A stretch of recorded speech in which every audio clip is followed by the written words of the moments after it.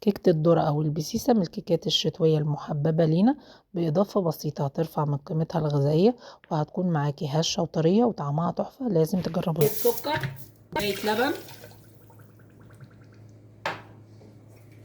نص كوباية زيت على معلقتين سمنة كبار. السمنة بتدي طعم حلو لكيكة الذرة.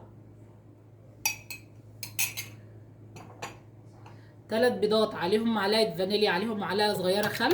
الخل بيشيل زفارة البيض خالص. هحط عليهم ربع كوباية عسل اسود، هيزود القيمة الغذائية للكيك وهيخلي طعمها حلو جدا.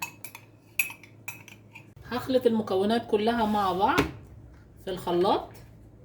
عايزه اقول لكم ان المكونات الكيك لازم كلها تكون خارج التلاجة بفترة، وده من اسباب نجاح الكيك. بعد ما ضربت المكونات السايله كلها كده في الخلاط، شايفين اللون التحفه بتاع العسل الاسود عامل خليط الكيك ازاي حلو وريحته تجنن اساسا. هنبدا نجيب المكونات الجافه الاول. دي كوبايه دقيق ابيض عادي هنخلها.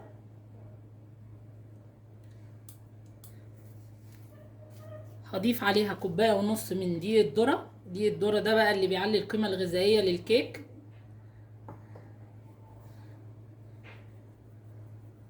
بعد ما دخلت الدقيق الابيض ودقيق الذره بالشكل ده مع بعض 3 4 مرات، ده اللي بيدي هشاشه وطراوه للكيك، هضيف عليه باكو كيك شيف،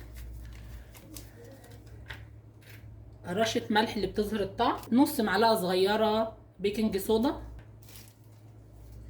هزود القيمه الغذائيه للكيك، هضيف 3 معالق سمسم، اجيبهم مع بعض وابدا انزل عليهم بالسوائل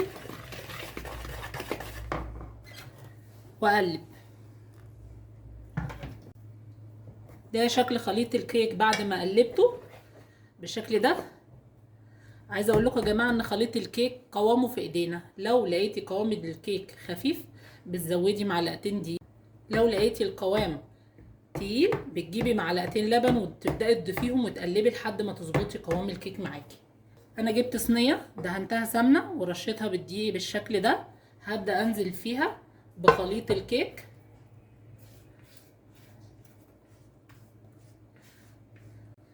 هخبط الصينيه كده خبطتين افرغ منها الهواء اللي فيها، وهدخلها على فرن متشغله من قبل ما نعمل الكيك بربع ساعه على درجه حراره 180 في الرف الوسطاني. هتاخد من 40 دقيقه ل 45 دقيقه لحد ما تستوي.